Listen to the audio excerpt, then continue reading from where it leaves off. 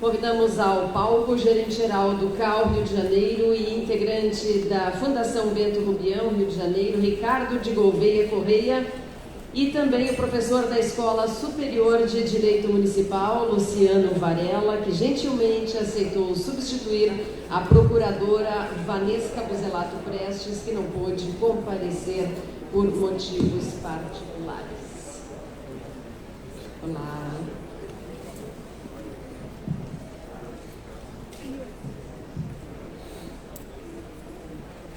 Bom dia, senhores, bem-vindos. A palavra é da Roberta. Muito obrigada, muito bom dia. A gente está agora indo para a terceira mesa. Essa ordem, ela tem uma sequência lógica, obviamente, né? Eu gostaria de referenciar uma pessoa que estava naquela linha do tempo que o presidente do CAU, o Thiago Rosman, apresentou, que é o colega arquiteto Newton Burmeister, que está sentado ali, né? Que num trabalho muito lúcido, né, de reconhecer toda uma história, ele ensinou muito para a gente, né? Ensinou a enxergar a habitação como algo sensível, né? E aí o Burmeister tinha um mantra, que era: tudo começa pela posse da terra, né, Burmeister? Sem direito, e foi uma fala que foi recorrente aqui. Sem a pessoa ter um documento, sem ela poder ter essa posse, ter esse controle, não se faz nada, né? Então, nessa mesa a gente vai conseguir falar um pouco dessa equação, onde a gente tem a ONG, tem o morador, e tem, obviamente, a regularização fundiária dentro dessa equação. Então, assim, imediatamente eu passo para as falas, né? Primeiro, do Ricardo Gouveia Correia, ele é gerente-geral do CAU-RJ, mas está aqui mais representando a Fundação Bento Rubião que o CAU, né? O Outubro. Por favor, eu vou só pedir, eu posso passar para a gente? Esse aqui. Eu vou só pedir que sejam breves, gente, chata do tempo. Gente, bom dia ainda. Muito obrigado pelo convite ao CAU e parabenizo a iniciativa. No final, se der tempo, eu vou falar também de uma articulação entre vários CAUs em relação ao tema da ATIS. Eu tenho um desafio, eu tenho que falar em 20 minutos, 32 anos de experiência de uma ONG. Foi muito bom o bloco anterior, que eu acho que fez uma passagem para o tema do ator ONG. Em 24 anos de um programa, eu vou correndo muito, é bom também que está todo mundo cansado, mas correndo ajuda a ser mais... Bom, uma ONG situada no Rio de Janeiro. Antes de mais nada, não pretendo dizer que o modelo nosso é um modelo aqui que tem que ser replicado distintamente, né, regionalmente, etc. Eu gosto muito de uma frase do Gilberto Gil, que ele disse: há várias formas de fazer música popular brasileira. Eu prefiro todas. Então, eu acho que nós não temos modelo institucional nesse país, com os desafios, com a diversidade. Obviamente, então, eu vou apresentar um modelo que vigorou, em termos do programa, durante 24 anos. Ele tinha uma missão, né, que é divulgar, defender e implementar o direito à moradia digna da população empobrecida. Essa parte é importante porque, no final, eu vou colocar as lições e os fracassos e os, entre aspas, sucessos. Mas esse modelo aí, ele é crucial para a gente entender o que aconteceu. Hoje a instituição está agonizando, depois de se desenvolver de várias conquistas, e eu acho que isso tem essa divisão, né, de 91 a 2003, nós vivemos a cooperação internacional. Basicamente, isso nos dava uma estabilidade institucional muito grande, porque como era o modelo de financiamento? Uma agência holandesa, por exemplo, financiava por 3 anos. Nós tínhamos um plano de ação com várias metas, que nos eram exigidos, não é que fosse frouxo, digamos, o monitoramento das nossas ações. Mas eram planos de médio e longo prazo, com metas mais elásticas. Se eu não atingisse tal meta, tinha que justificar. Isso dava uma estabilidade institucional e também uma escala limitada. Com o advento, o crescimento das políticas públicas, lato sensu, na área da habitação, criação do Ministério das Cidades, nós acessamos uma série de convênios, contratos com o governo federal e também com governos estaduais e municipais. E isso, por outro lado, nos trouxe, por um lado, escala, por outro, uma estabilidade institucional enorme, porque a lógica é a lógica de produtos. Você ganhou um convênio para fazer 5 mil regularizações fundiárias na Rocinha. Se você fez 4 mil, você vai estar lascado, porque você vai ter problemas. Entendeu? Muito caldo de contas, etc, etc. Bom, o programa é estruturado em 3 vertentes e é uma das lições que eu vou já adiantando a importância dessa articulação dessas 3 vertentes. Uma são ações educativas e ações em torno de políticas públicas. O que é isso? Realização de seminários, campanhas, planos de habitação de interesse social, de regularização fundiária, participação em instâncias de controle social, como conselhos. A outra vertente é o direito à terra, e o terceiro, vou passar rapidamente cada um deles, é o direito à terra, que consistia tanto de assistência sócio-jurídica contra despejos, como assessoria, posteriormente, para a regularização fundiária. Aí os vários conselhos que a gente participou, desde da conferência, Conselho das Cidades até fóruns locais, vários seminários, campanhas. O direito à habitação, as palavras-chave são o apoio à produção social do Habitat, que é um conceito produzido pelo Habitat International Coalition, a habitação internacional do Habitat, que se contrapõe, digamos assim, à produção ou empresarial ou à produção governamental. O conceito da ajuda mútua, o nome mutirão é um nome muito impreciso, e a autogestão, que é o mais importante no caso. Então, falando de uma das vertentes, eu já entrei em uma das vertentes, então, que é a parte da habitação. Vou passar pela habitação, a terra, e já passamos pela questão das ações educativas, participação em conselhos, etc.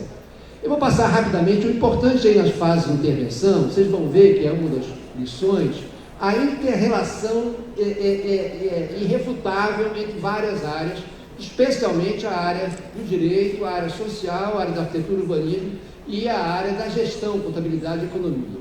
Tanto na regularização fundiária quanto na produção social do Habitat, vocês vão ver eu não vou detalhar aqui a metodologia, não tenho tempo, mas vocês vão ver que está intrincado e um depende do outro. Você faz um levantamento socioeconômico, aquilo ali é determinante para você fazer o próprio projeto de arquitetura ou de urbanismo, enfim.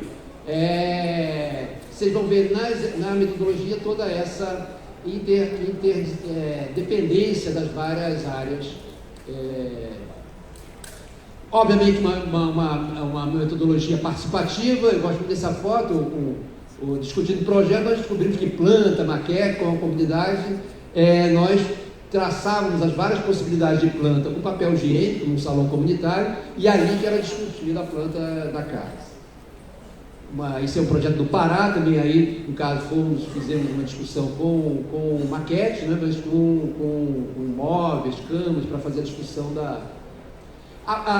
na metodologia. Uma coisa fundamental é a capacitação. Eu esqueci de falar também nessa metodologia de trabalho lato sensu, quer dizer, uma forte articulação com os movimentos sociais, movimentos de moradia, associações de moradores. E a capacitação é uma coisa chave, aí um módulo de capacitação em torno do cooperativismo, eu nunca me esqueço quando eu visitei um mutirão em São Paulo, ainda na época da Erundina, e uma liderança que falou: o que gera participação é informação. Nunca me esqueci dessa frase, é uma lição paulo freireana para mim.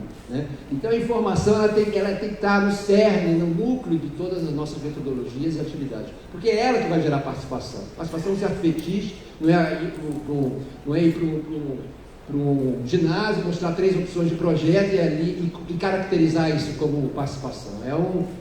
O desafio são, então, os instrumentos pedagógicos adequados. O nosso arquiteto ali, ele fazia a capacitação da comissão de obras através, ele fazia como a maior parte das participantes eram mulheres, ele fez toda uma pedagogia através de fazer um bolo.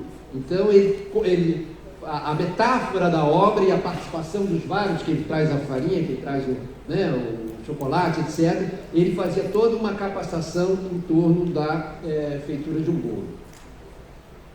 Bom, aí, por exemplo, como eu estava falando, a interpenetração, uma coisa que a gente aprendeu foi muito importante, a gente fazia no começo, a discussão do regimento interno era uma minuta lá, a gente não dava muita bola. Toma aqui essa minuta, vamos adaptar.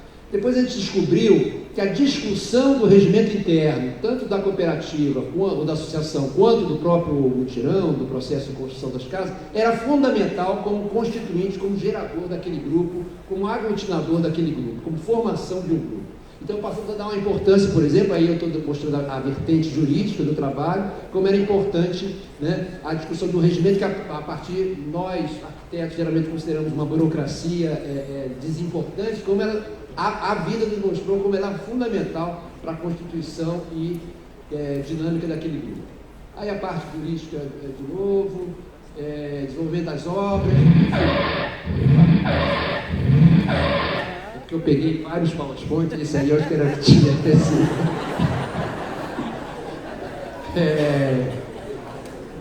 Bom, aí a todas nós chegamos a quase 2.000 unidades produzidas nesses anos todos, vários modelos, vários tipos de financiamento, e no final, mais intensamente, no Minha Casa Minha Vida Entidades.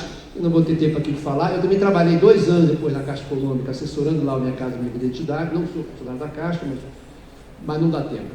E aí, enfim. Algumas fotos vou passar batido, algumas fotos para mostrar, né, um pouco o espírito da coisa, uma participação, como eu já disse, intensa das mulheres. Isso aí é a Cooperativa Esperança, que foi falado ontem aqui também rapidamente. Tinha toda uma organização de cozinha, aí eu gosto muito dessa foto, mostra, né, isso feito, claro, com a assessoria nossa, do arquiteto, responsável pela obra, mas a sofisticação do planejamento que eles tinham para a execução da obra ao longo do período da construção das casas. Aí algumas fotos de projetos, esse é na favela da Nova Holanda, na favela da Maré. Não vou ter tempo de falar. Aí é o conjunto de Xangri-Lá, Jacarepaguá. Não vou ter tempo de... Já temos 10 minutos, né? Faltam 10. Já tem que chegar na regularização fundiária. Esse em São Gonçalo. Ficamos... A rua não foi pavimentada, fizemos as casas. E essa era uma área regularizada. E até hoje não conseguiu-se da prefeitura... E a criatividade é importante também. Esse projeto, aquele de São Gonçalo, é a mesma casa padrão, uma sala 2 quartos, mas ele tinha várias possibilidades de ampliação. Se a família queria um 3º quarto, se queria uma sala maior. Então, cada família escolhia, a partir do que ela queria no futuro, a gente colocava a localização da casa, que era igual para todos, no lote. Mais para frente permitiria um tipo de solução atrás, mais para trás permitiria uma solução para frente, para a direita uma solução de ampliação de mais quartos, para a esquerda uma possibilidade de ampliação de sala. Esse é Herbert de Souza, também em Jacarepaguá. A questão da terra, que é um pouco o gancho aqui, essa é a Esperança, aquele que eu mostrei a obra antes, que é uma área da União. Eu vou chegar no final, só dar um título a essa questão, né, rapidamente, como a professora Hermínia Maricato chama do nó da terra, que sem dúvida é o grande nó. Esse aí nós acessamos uma terra pública, né, e foram, salvo engano meu, quase 3 anos de trâmites burocráticos para aprovação, para fazer a cessão, a Procuradoria do Ministério da Planejamento, no caso, que a SPU é ligado ao Ministério do Planejamento, enfim. Havia cruz, a decisão política tomada, né? A decisão política tomada de cessão da área, foram 3 anos, depois também 1 ano para, aí foi uma outra questão, para registro no cartório, que era uma propriedade que se queria coletiva, enfim. A terra e a burocracia em volta da terra são, sem dúvidas, e são projetos não realizados, que também, vários, isso é um problema também, vou falar no final, a incubação, né, de um projeto de produção da moradia. Ele demora 2, 3, 4 anos, uns vingam, outros não vingam, e quem paga por isso? Uma das razões da agonia financeira da entidade é essa, quer dizer, fica-se 1, 2, 3, 4 anos no projeto, alguns até viram obra, mas ninguém paga esse tempo, esse trabalho todo anterior. Esse é um projeto do Pará, que também, infelizmente, não vingou. Voltou eu queria ali. Bom, a terceira vertente, né, é o direito à terra, que era constituído de duas ações. Uma de ações contra despejos, né? Assessoria Sócio-Jurídica contra o Despejo. Isso é uma comunidade ali na favela, perto da Rocinha, Parque da Cidade, no Rio de Janeiro, que houve uma possibilidade, uma tentativa de remoção, uma favela consolidada, grande, numa área nobre da cidade, é claro. E aí foi uma manifestação que foi feita, não a remoção, moradia ou direito. Eu queria destacar aqui o seguinte: nós atendemos a 14.342 famílias em relação à oposição a despejo. A grande maioria com sucesso. Eu até brincava, isso não é porque os advogados são bons, não. Nós temos um marco legal que é desconhecido, e apesar do conservadorismo, desculpa aqui os operadores de direito, e apesar do conservadorismo do nosso judiciário, nós temos um marco legal que é desconhecido, ignorado. Juízes e mais juízes, lidando com uma ação de reintegração de posse, de despejo, e que não conheciam o Estatuto da Cidade. Isso não foi um nem dois, foram vários, né? Então, eu acho que nós temos um marco legal subutilizado. Claro que essa nossa experiência, ela já está, nós vivemos num país, não vou entrar em detalhes, é óbvio, né, um conservadorismo, né, exponencial, que provavelmente atingiu também ainda mais o judiciário. Não sei se hoje nós teríamos esse grau de sucesso dessas ações, mas acho que, de qualquer forma, o nosso marco legal, ele é, a meu ver, subutilizado. E a última, vou passar mais batido ainda, eu tenho o quê? 5 minutos? Tá. A parte de regularização fundiária, que é uma ação que começa a acontecer no Brasil. Nosso primeiro convênio com regulação fundiária foi em 1999, mas era a União Europeia que apoiou a prefeitura num projeto e tinha um componente de regulação fundiária. Como nós já tínhamos uma experiência de vários anos de ações jurídicas contra o despejo, nós entramos nessa vibe, vamos dizer, da regularização fundiária. Tivemos uma mega experiência na favela da Rocinha, que não dá tempo de eu entrar, a Rocinha 100 mil habitantes, 30 mil unidades. Aí a evolução da ocupação, eu gosto muito dessa foto, mais escuro mais atrás no tempo, ali a Estrada da Gávea, mostra como a favela primeiro se forma a partir de uma via, né, de uma situação, e vai se expandindo para fora. Bom, a metodologia eu vou passar de novo muito rápido, de novo para mostrar a interdependência jurídica, urbanística e social, né? São coisas que dialogam. Aí, na metodologia, as questões jurídicas, na área, isso é a fase inicial, na fase de levantamento de dados, tem toda uma dinâmica de informações. Levantar PARs, PAs, faixas notificantes, área de proteção ambiental, infraestrutura, uso e ocupação do solo, a legislação incidente, projetos urbanísticos. Esse é um mapa que a gente fez de uma parte da Rocinha. Eu acho que a azul são as únicas casas que não tinham condicionantes, digamos, que influenciariam na regularização fundiária. Levantamento socioeconômico, nossa metodologia de contrato, os cadastradores são da própria comunidade, em cada Rocinha foi muito fácil ter ensino superior, é uma favela que conta com vários, mas também de ensino superior, e tem toda fizemos uma pesquisa também para mostrar isso da nossa metodologia, e eu vou falar no final, mas aqui eu já dou um sinalzinho.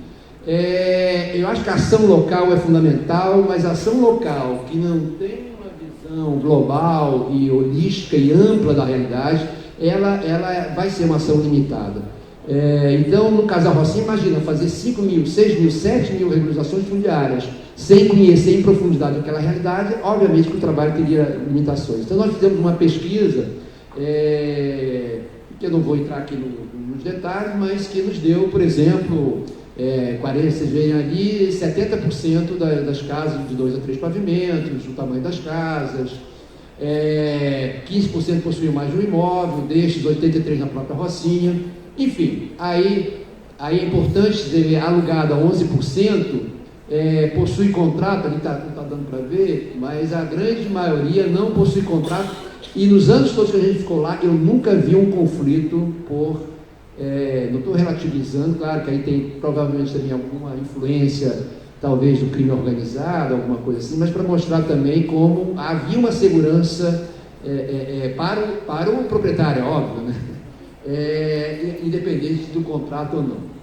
Bom, aí a participação social, 30% possuía alguma participação comunitária, sendo que 75% dessa participação era junto às igrejas. Porque essa informação para nós foi importante, por exemplo, nós montamos toda uma rede de legitimação interna com a igreja católica local, que era muito forte e progressista. Então, para dar um exemplo de uma informação que nos é útil, a princípio é uma informação, para que vocês querem saber qual é a participação da população, ela foi fundamental, por exemplo, para a nossa metodologia no local.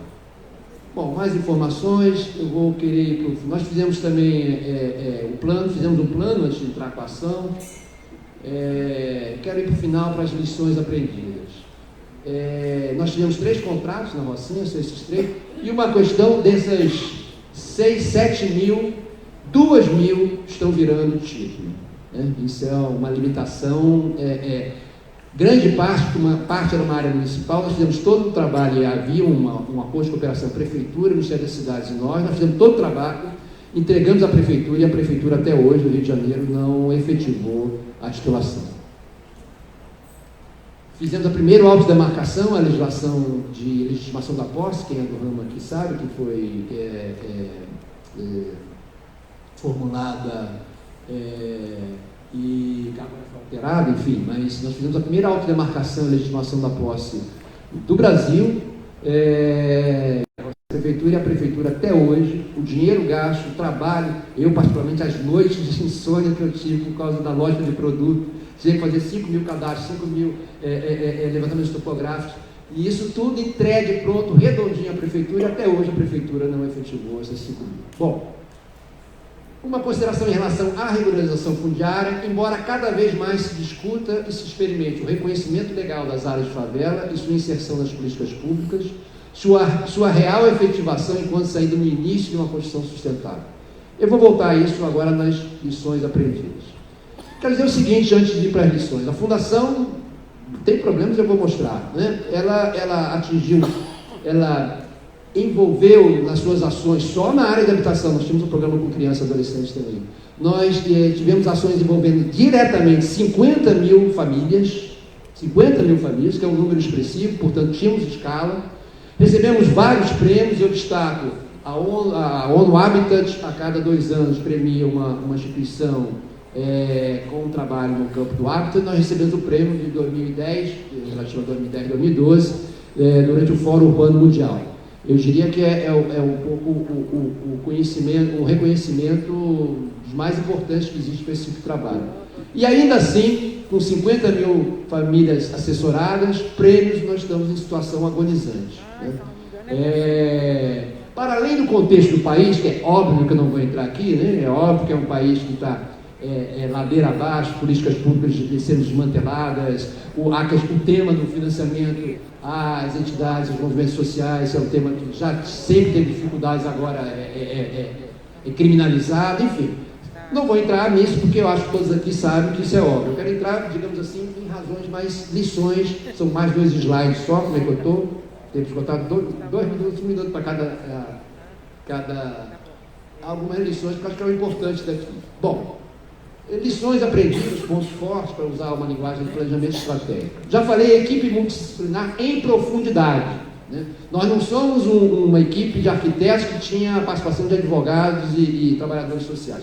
Nós éramos uma equipe de arquitetos, advogados, trabalhadores sociais e a parte de gestão administrativa. Isso é fundamental para esse tipo de trabalho, tanto na questão da regularização fundiária, da assessoria sócio-jurídica.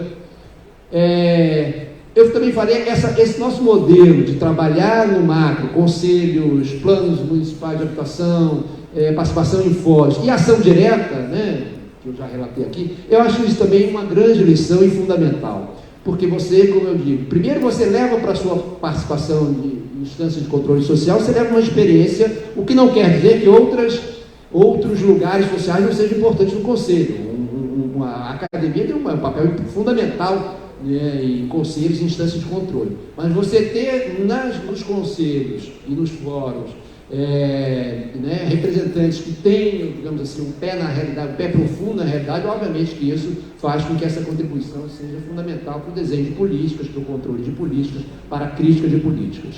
E vice-versa também, como eu falei, quer dizer, ao você estar numa ação local, né? Fazendo ali a regularização fundiária de 20 famílias, tendo todo, institucionalmente e também como membro daquela equipe, tendo toda uma participação, um ambiente que está discutindo lá a lei federal de regularização fundiária, isso te dá também uma qualidade, a meu ver, na ação muito grande. Já falei a questão do modelo de financiamento por processo, não por produto, isso eu acho fundamental para a sobrevivência das ONGs, né? ou para que elas ressuscitem, né? Eu acho que esse modelo que por produtos nos matou e com prazo de produtos, né? Porque a gente sabe que a realidade social é muito difícil de ficar contida numa planilha Excel e no cronograma socioeconômico. Uma coisa também que a gente sempre percebeu que foi muito importante é essa combinação da quantitativa e qualitativa. No início nós tivemos várias experiências de modelo, maravilha, aquela primeira que eu mostrei em Nova Holanda, 46 casos, mas isso nunca nos satisfez. Eu acho que e fomos andando no sentido de combinar a questão qualitativa e a questão expressão quantitativa. E uma grande lição, que é o todo mundo, mas isso também é muito repetido, mas para ser vivido no dia a dia é muito difícil. Envolvendo a população, não só por direito, é óbvio que a população tem direito, já foi falado aqui anteriormente, né? É um direito fundamental a participação, mas aquela história, se malandro soubesse como é bom ser honesto, seria honesto só por malandragem, né? Que é a música do Jorge Ben. A participação da população, os grandes sucessos nossos, por exemplo, na produção de moradias, grupos de moradia, foram aqueles que a participação da população foi maior. Sem dúvida. Até como resultado de arquitetura. É impressionante. Aqueles que, por várias razões, acabou sendo um serviço nosso para aquela população, o resultado social nem se fala, e mesmo físico, foi muito aquém daquele quando há uma participação forte. E, desculpem, mas o último, e eu chamei ponto fraco, desafios, para não falar só do mundo fora, eu acho que nós tivemos uma fragilidade nesses anos todos muito grande de gestão administrativa financeira. Então, eu acho que isso é uma lição aprendida, quer dizer, a militância, como eu botei ali, né? Como combinar militância e eficácia, acho que esse é um desafio, né? Eu estou falando de ONG, mas eu diria também para um escritório de arquitetos que trabalhem com ATIS, né? Então esse é um desafio, você combinar militância e inserção social com eficácia. Eu já falei aquele problema do financiamento do tempo de incubação, que foi um problema sério. Nós chegamos a ter, logo que saiu o programa Crédito Solidário, nós estávamos assessorando 10 grupos, dos quais 2 viraram obra. Esses 8, durante 2, 3, 4 anos, foi um mega prejuízo institucional, porque ninguém pagou. Aí você tira de outro projeto, aí gera problema no outro projeto, enfim. Não prioridade à titulação, a questão da regulação fundiária, não vou ter tempo, ela conta com uma resistência grande da população, grande do poder público. Eu dou sempre um exemplo de 70%, 80%. Você vai na Rocinha, quer a regularização? 5 minutos, não deu? Ah, tá.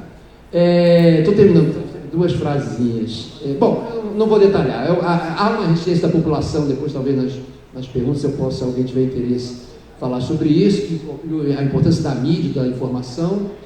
A burocracia e o conservadorismo no judiciário, também já citei. E para terminar, mereceria, mas não tenho tempo, um detalhamento. 2 questões que vou colocar só como dificuldades, que são nucleares. O nó da terra, que eu já falei, né? Mesmo na terra pública, que é politicamente disponibilizada para você, como eu falei, porque há toda uma cultura patrimonialista e conservadora no país, que faz até com que os cartórios resistam a registrar uma coisa, porque ele se sente... tive uma reunião uma vez com o Ministério Público, acho que tem alguém aqui no Ministério Público, peço perdão, me ficou impressionado, a grande maioria, não todos, como estavam ali revoltados porque estavam fazendo a regularização fundiária na Rocinha. E a questão dos modelos de intervenção, e aqui eu termino, eu acho que também nós tivemos um modelo que a gente experimentou de várias formas, mas acho que a gente tem que avançar, né? Estou falando de autogestão, ajuda mútua, ou mutirão, acho que nós temos que avançar, e aqui parece que no Sul, eu precisava até conhecer mais, nós temos que acoplar no cardápio da autogestão a questão das cooperativas de produção, né?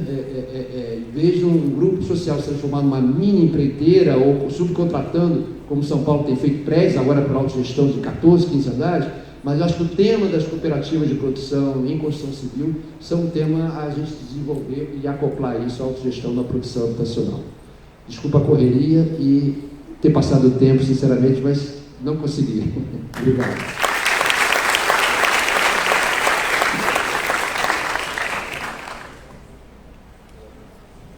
Agora você pode até respirar. Muito obrigada. Eu vou passar imediatamente a palavra para o Luciano Varela, engenheiro do PARF. PARF, não? Então eu vou deixar de corrigir, por favor. Bom dia, a gente não almoçou ainda. Então, meu nome é Luciano Varela, sou engenheiro civil, trabalho na Procuradoria de Assistência e Regularização Fundiária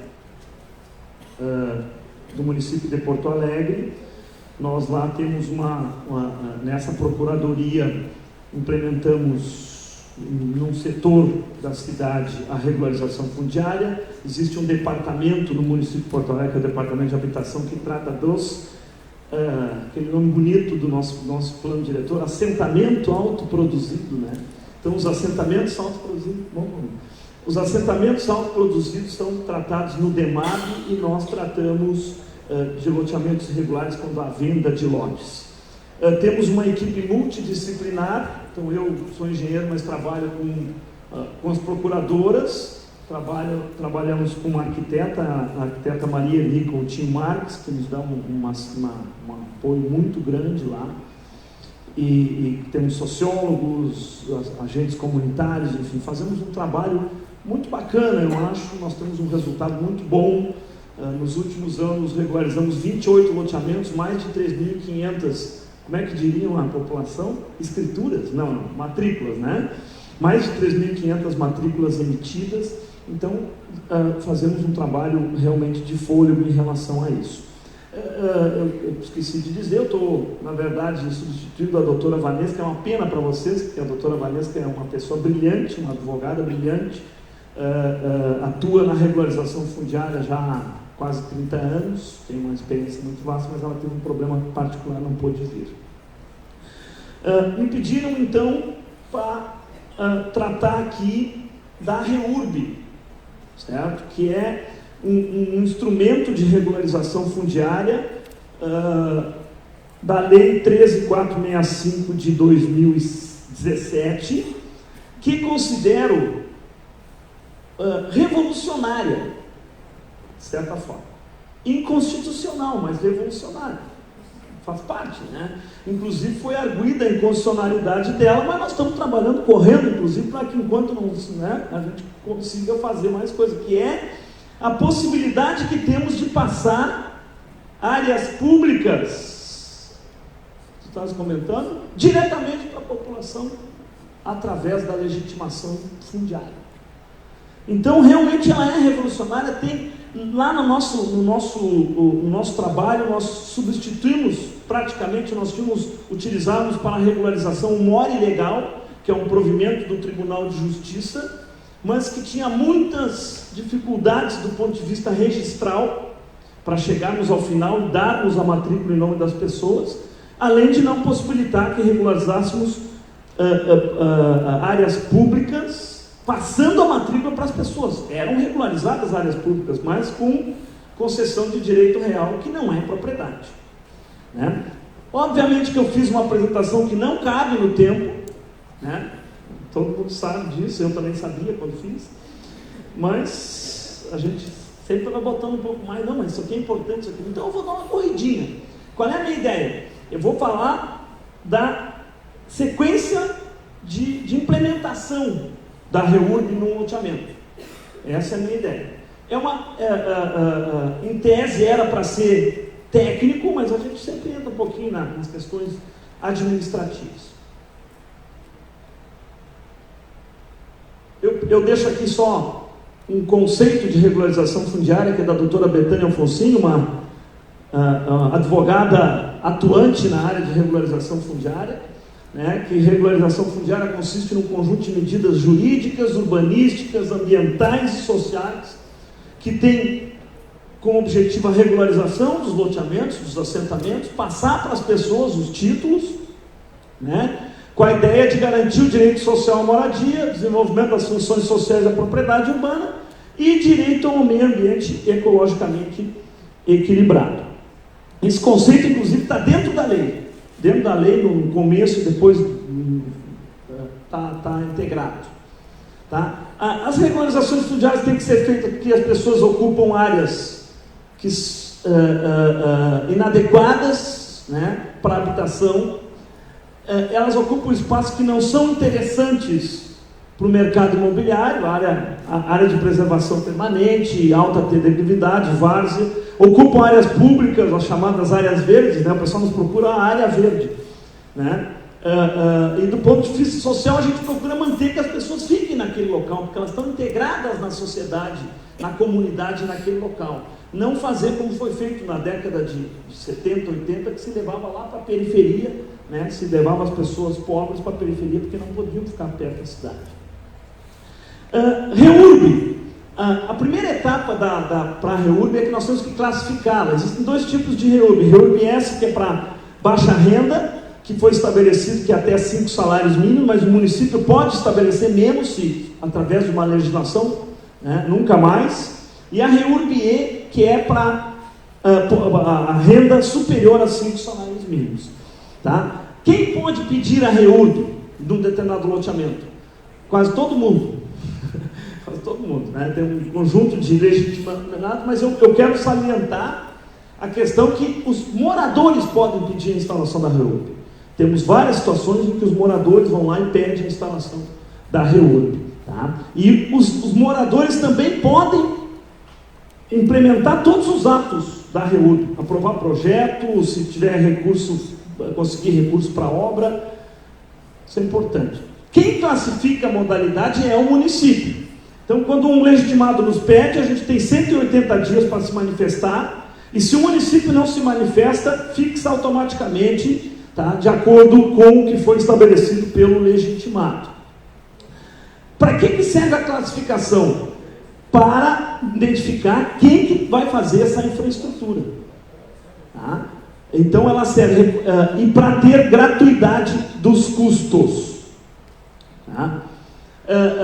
Podemos ter num loteamento REURB S de baixa renda junto com REURB E, como por exemplo um supermercado dentro da gleba, ou um mercado maior, com menor capacidade, é REURB E dentro de REURB S. Podemos fazer os dois juntos, certo? Isso aqui é fundamental. Quando é em área pública, cabe ao ente público elaborar o projeto de regularização. Por isso que é importante definir. Sendo o REURB S, a partir do momento que se instaura a REURB, a responsabilidade passa para o município. Então a gente tem que fazer, os gestores públicos, aqui tem o colega gestor, gestores públicos têm que ter esse cuidado. Em locais que precisam muito investimento, tem que avaliar, porque instaurou a REURB S, a responsabilidade toda passa para o município. E passando para o município, pode ser cobrado isso. Agora, ao mesmo tempo, para fazer a REURB, o município, a REURB S dentro do município, ele tem que fazer um termo de compromisso de que vai fazer as obras. Só que o gestor não pode se comprometer a fazer obras para orçamentos futuros, diz o Tribunal de Contas. Então nós ficamos engessados. Então o município tem que ter muito cuidado na hora de instaurar a REURB S, porque a responsabilidade passa para si. Então o que acontece? Quando é sobre área pública, é o ente público que instaura. Se for do município, é o município, se for do estado, é o estado, se for da União, é a União. Quando é privada, quando a área é privada, cabe ao município ou ao Distrito Federal a responsabilidade, a partir da instauração, de fazer os projetos e as obras. Na REURB E, que é a REURB de maior renda, tem que ser custeada pelos próprios possuidores ou proprietários. Vou passar, vamos fazer mais uma coisa.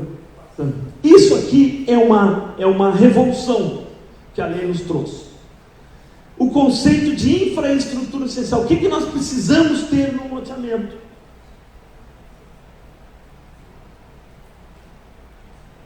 Precisamos ter sistema de abastecimento de água, sistema de coleta e tratamento de esgoto sanitário coletivo ou individual, ou seja, ele permite, dá a possibilidade que tenhamos o esgoto dentro do próprio lote. Fossa séptica e filtro ou sumidouro, certo? Rede de energia elétrica domiciliar e solução de drenagem quando necessárias. Em tese, nós temos que exigir somente essa infraestrutura. O que é solução de drenagem para os técnicos aí? Se nós tivermos a água escoando por valetas e caindo num arroio, desde que não inunde as casas, faltam 10. Desde que não inundem as casas, não empossem os lotes, não fiquem com água nos lotes, existe solução de drenagem. Ou seja, daí nós temos toda a infraestrutura essencial. Não é exigido pavimentação asfáltica, pavimentação de bloco, rede de drenagem. Isso reduz bastante os custos na hora de regularizar um loteamento. As exigências são menores. E essas infraestruturas mais caras nós podemos deixar para um momento posterior. Isso aí é uma revolução do ponto de vista de exigência.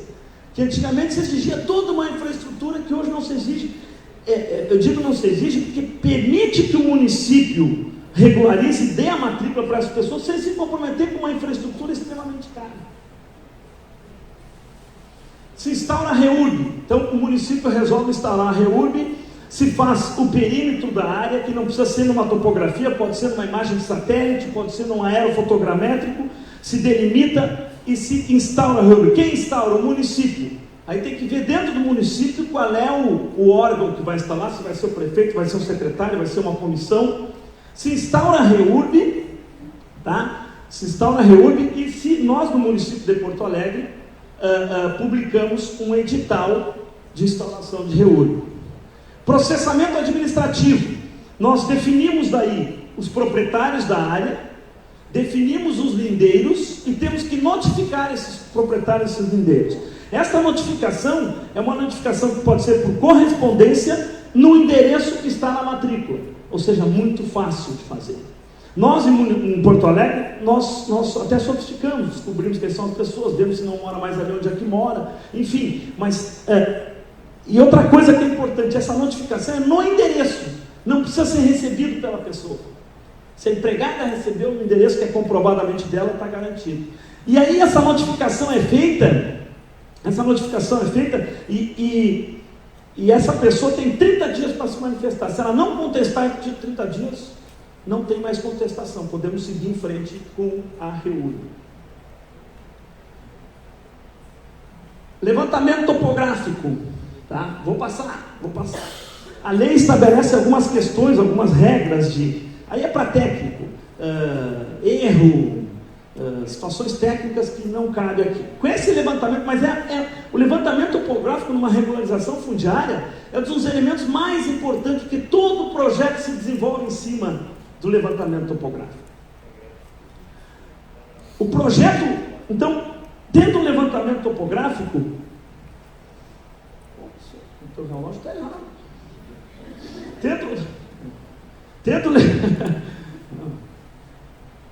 Controla aí, Paulinho, acho que ela está me comendo tempo aqui. O que acontece? Tendo o levantamento topográfico, a gente vai fazer um projeto urbanístico na situação em que está lá, certo? O município dispensa das exigências, tá? Os parâmetros urbanísticos são os parâmetros urbanísticos do local. Não tem que seguir outro parâmetro, isso é o que diz a lei, nós não temos que seguir largura de via, tamanho de lote, é o que está no local. O que nós temos que definir é um regime urbanístico, que pode ser por lei de AEIS, ou com outro decreto, ou outra lei, dependendo do município, porque tu tens que ter um regime urbanístico lá, para novas construções. Quando ele for construir, ele precisa, mas o regime urbanístico da regularização é o que está lá. E o município tem que aprovar dessa forma, não pode exigir diferente.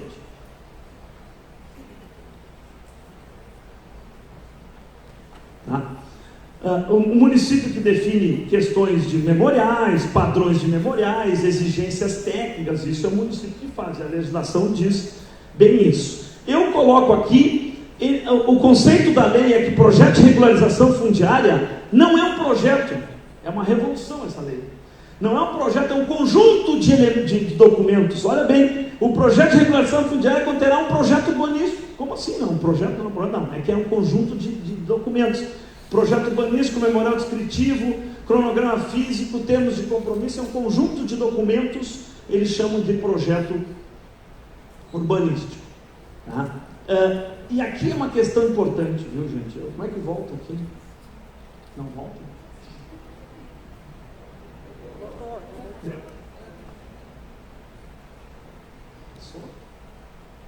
Isso aqui é importantíssimo.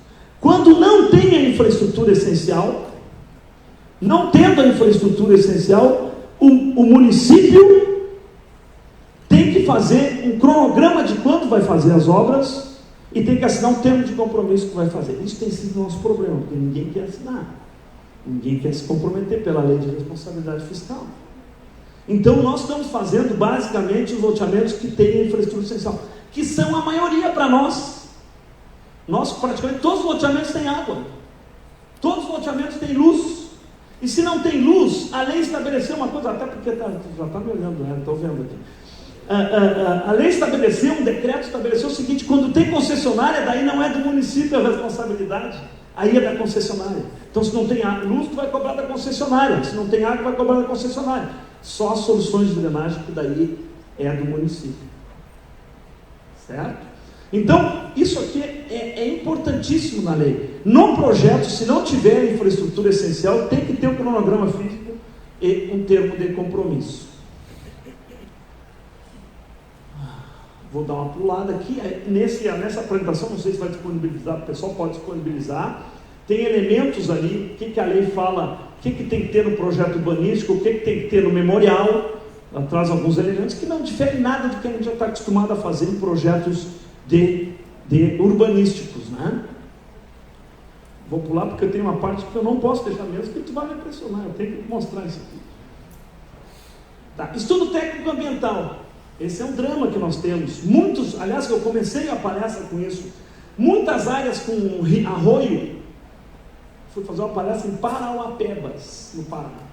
E eu comecei, o arroio, o cara levantou a mão. O que é arroio? Arroio é só aqui que se chama arroio, né? Lá é curso d'água, rio, qualquer coisa, mas não arroio. O que acontece? Como nós temos áreas de preservação permanente, a lei estabeleceu e fez um link com o Código Florestal, possibilitando fazer um estudo técnico ambiental para reduzir e manter algumas pessoas que não sejam atingidas pelo arroio. O que acontece? Esse estudo técnico ambiental reduz o tamanho. E eu sempre recomendo para vocês aqui que vão fazer projetos e para gestores públicos, antes de fazer o estudo técnico ambiental, se tiver arroio, façam um estudo hidrológico. O estudo hidrológico é que manda. Se tiver um estudo hidrológico adequado, se o arroio não extravasa num limite muito grande, certamente vai dar para reduzir o estudo técnico ambiental. Dificilmente tu não vai conseguir. Então, o que manda é o estudo hidrológico, para ver se o arroio avança ou não.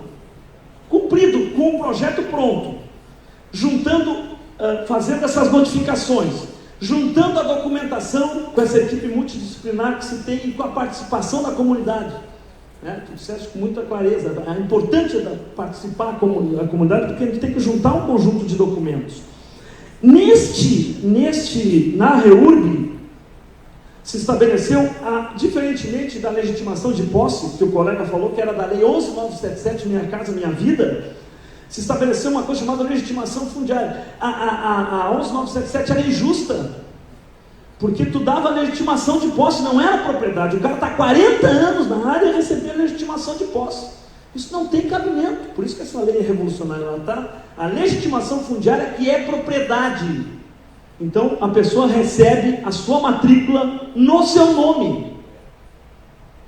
Isso que importa, as pessoas querem a sua matrícula, não a matrícula da escritura, né? Não, a matrícula.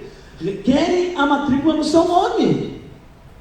E isso mudou. A 11.977 era só legitimação fundiária. O cara está há 40 anos, ganha né? Ganha uma legitimação de posse que depois vai converter 5 anos ou 10 anos, não dá. Revolucionou em relação a isso. Então, essa certidão, só para voltar aqui, a gente junta toda essa documentação, na verdade, aqui é outra revolução. Tu não precisa mandar documentação. Quem analisa a documentação é a prefeitura. A prefeitura virou um grande cartório. Ela pega a documentação, analisa se está tudo correto e manda uma lista para o registro de imóveis. O registro de imóveis recebe uma lista e a verba. Acabou. Então, o município, quem é de município aqui, tem uma grande responsabilidade porque virou um cartório. Certo? Vou pular a questão. Registro, só vou falar um tópico do registro. O registro de imóveis no More Legal era um inferno. Tudo está resolvido aqui. A lei estabeleceu que não precisa fazer mais nada, o cartório tem que fazer tudo. Se tu tem uma matrícula que tu não consegue lançar, nós temos matrículas que nós não conseguimos no NECO. Eu e o NECO ficamos 6 meses para lançar uma matrícula, não é, né? E não lançamos. 6 meses. Então o que acontece? Não precisa mais. Tu fazes o perímetro do loteamento e diz para o registro de imóveis, está dentro dessa matrícula. Mas aonde? Não sei. Te vira. E ele vai se virar, está escrito na lei. Ele vai averbar lá, dizendo que aquele perímetro está naquela matrícula e pronto. Todos os problemas registrais estão resolvidos com essa lei.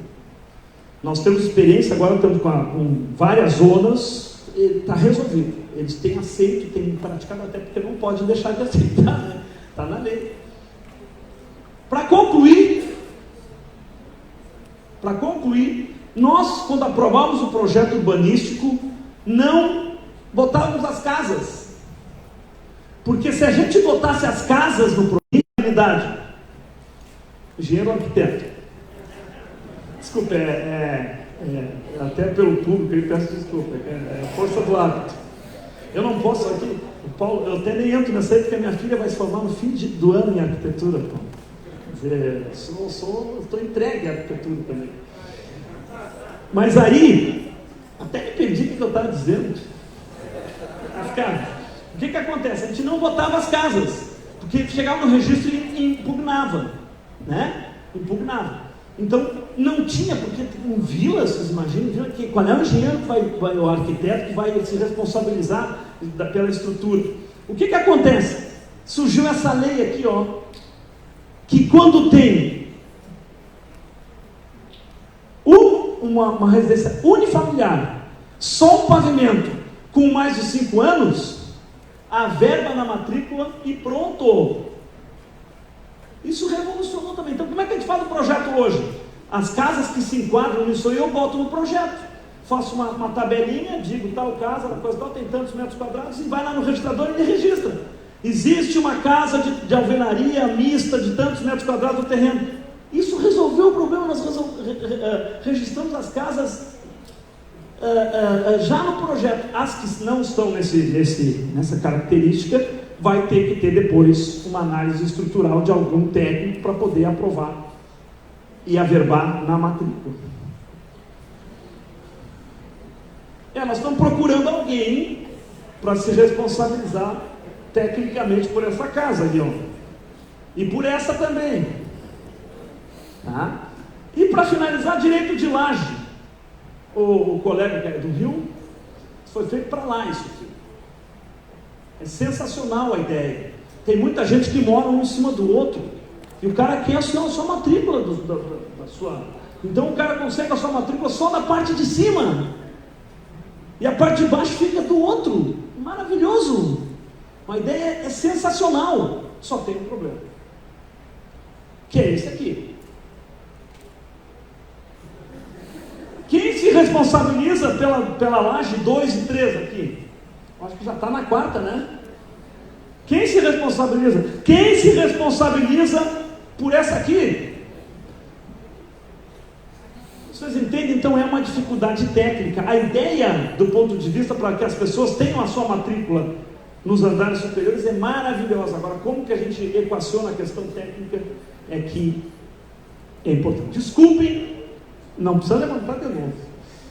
Tá, desculpem o atraso, eu perdi um pouco de tempo, mas eu dei uma pincelada geral sobre a questão da REURB. Fica meu e-mail aqui, se vocês tiverem qualquer dúvida ou quiserem qualquer esclarecimento. Nós achamos extremamente importante a qualificação para que as pessoas possam auxiliar a comunidade de uma forma efetiva, que as pessoas tenham o seu direito à propriedade garantido. Muito obrigado.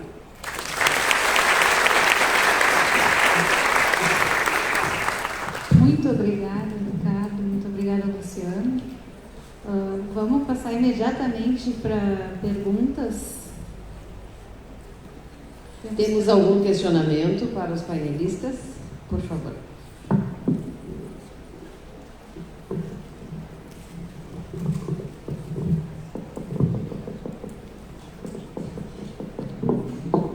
Bom dia, meu nome é Aline, eu sou estudante e eu quero perguntar para o Luciano em relação à REURB, que tem algumas facilidades. Quando já tem uma ocupação e ela tem um arroio passando nela, como funciona o procedimento e os espaços a respeitar até esse arroio, né?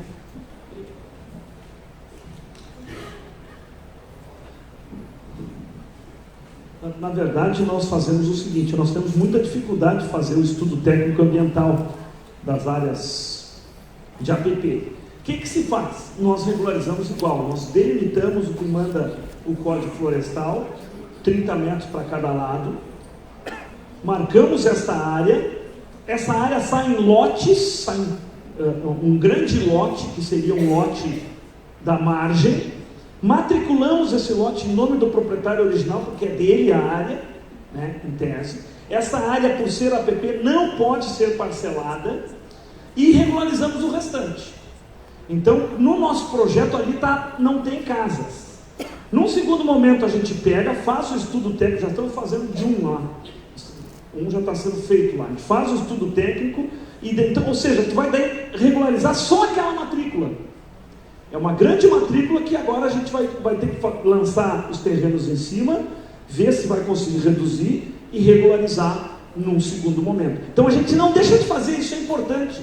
A gente diz que vai ser feito numa segunda etapa. Temos feito vários assim, porque nossos loteamentos todos têm arroio. Ou se não tem arroio, está perto, não, acho que lá não tem, né? Porque eu não tenho, lá tem também, né? Então é isso. A gente delimita, saca uma matrícula, né, dessa área para depois trabalhá-la separadamente. Tem uma colega lá no município que nos critica muito por isso. Mas eu tenho um loteamento que eu estou falando que tem 1000 lotes. Eu estou regularizando 800 e 200 que estão na margem, eu não estou conseguindo. Eu estou beneficiando 800, gente. Vou ganhar sua matrícula, tá? Vai poder pedir infraestrutura, né, para o município. Já tem quase toda, mas alguma coisa a mais. A gente vai tratar dos 200, a gente tem que ir por etapa. O poder público tem essa dificuldade também, não consegue atuar em todos. Então a gente vai por etapa. Pô, se a gente conseguiu agora, vai entregar até 120 matrículas essa semana que vem, eu acho. 800 matrículas. Quer dizer, vou prejudicar 800 por causa de 200? Não, eu quero beneficiar esses 200, mas numa segunda etapa. Okay?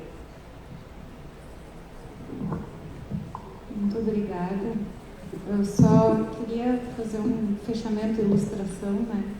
Lembrando de uma fala do Gilson Paranhos no COSU, que foi aqui em Porto Alegre, quando o Gilson falou para mim, naquele momento era algo que era novo, mas é o óbvio, né? As pessoas que não têm onde morar, elas não vão morar na área regular. Elas vão sim para APP, para encosta de morro, que é o que tem, é o que lhes resta. E é aí que a gente vê, por exemplo, o instrumento da REURB como algo sensível para a gente conseguir dar esse passo e chegar na ATES, né? Então, assim, toda essa cadeia, toda essa equação muito complexa, com muitos atores e principalmente o morador, é que a gente está tentando aqui enxergar e com a ajuda, né, desses profissionais que são especialistas na área. Obrigada. Uma salva de palmas. Agradecemos neste momento a presença dos painelistas, da mediadora. Convidamos a todos para que permaneçam conosco, pois neste momento vamos homenagear o autor da Lei da ATES, arquiteto e urbanista Clóvis Ilgen Fritz da Silva, que hoje, 13 de março, completaria 81 anos. Formado em 1965 pela Universidade Federal do Rio Grande do Sul, o arquiteto Clóvis dedicou boa parte de sua trajetória profissional a trabalhos de habitação popular e também planejamento urbano, dividindo-a com a atuação em entidades representativas dos arquitetos. Foi também fundador e primeiro presidente do Sindicato dos Arquitetos do Estado do Rio Grande do Sul, foi presidente da Federação Nacional dos Arquitetos e Urbanistas, também foi conselheiro do Conselho Superior do Instituto Brasileiro de Arquitetos. Além de conselheiro e vice-presidente do Conselho de Arquitetura e Urbanismo do Rio Grande do Sul.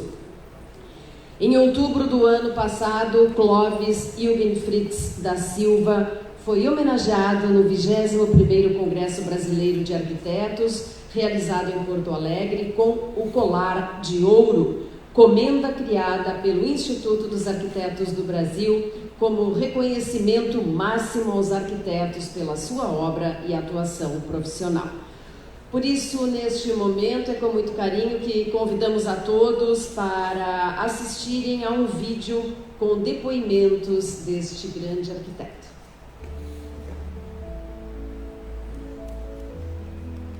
Quem não faz política sofre a política dos demais.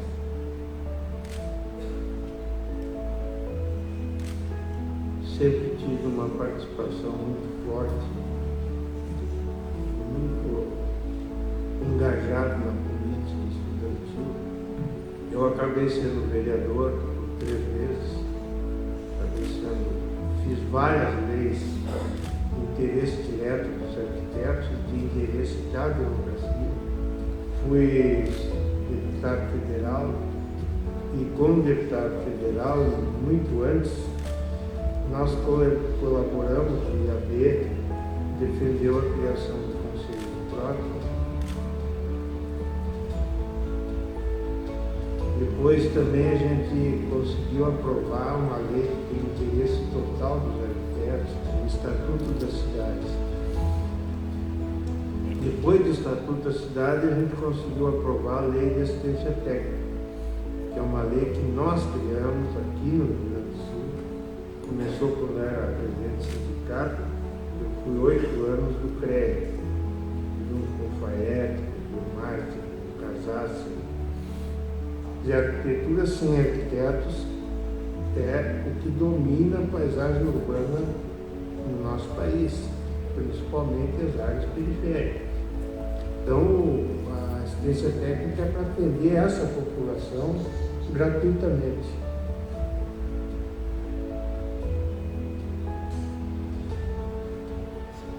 Será que conosco vai ser assim? Daqui a 30 anos eu vou olhar para trás e não fiz nada? Mas não é verdade.